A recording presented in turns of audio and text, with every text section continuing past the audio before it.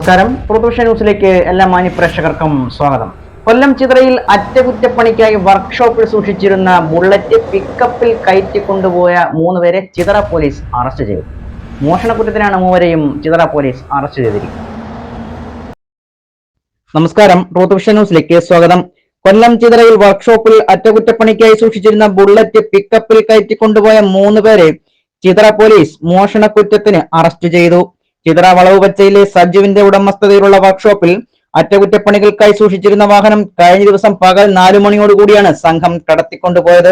കൊല്ലായിൽ block number 107 20 വയസ്സുള്ള Naufal, Kalayapuram block number 107 Muhammad Irfan, Chithara Pallikkunnumpuram SL നിവാസിൽ സന്ദീപ് ലാൽ എന്നിവരാണ് അറസ്റ്റിലായത്. 10-ാം തീയതി 4 മണിയോടെ വളവുപച്ചയിലെ സജുവിന്റെ വർക്ക്ഷോപ്പിലെത്തി ബുള്ളറ്റ് കൊണ്ടുപോകാൻ തുടങ്ങവെ സജു തടഞ്ഞു. ഇത് സാദിഖ് എന്നയാളുടെ വാഹനമാണെന്നും ഞങ്ങൾക്ക് പൈസ തരാനുണ്ടെന്നും ജാഫർ ഖാൻ പറഞ്ഞു. എന്നാൽ ഇത് അക്ബർ എന്നയാൾ പണിക്കായി കൊണ്ടുവന്നതാണെന്ന് സജു പറഞ്ഞെങ്കിലും പ്രതികൾ കേൾക്കാൻ തയ്യാറായില്ല. ബുള്ളറ്റ് ഓടിച്ചു കൊണ്ടുപോകാൻ കഴിയാത്തതിനെ തുടർന്ന് പിക്കപ്പ് വിളിച്ചാണ് ബുള്ളറ്റ് പ്രതികൾ കയറ്റിക്കൊണ്ടുപോയത്. തുടർന്ന് സജു ചിതറ പോലീസിൽ പരാതി നൽകി.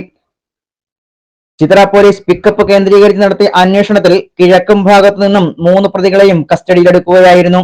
ബുള്ളറ്റും പോലീസ് കണ്ടെടുത്തു.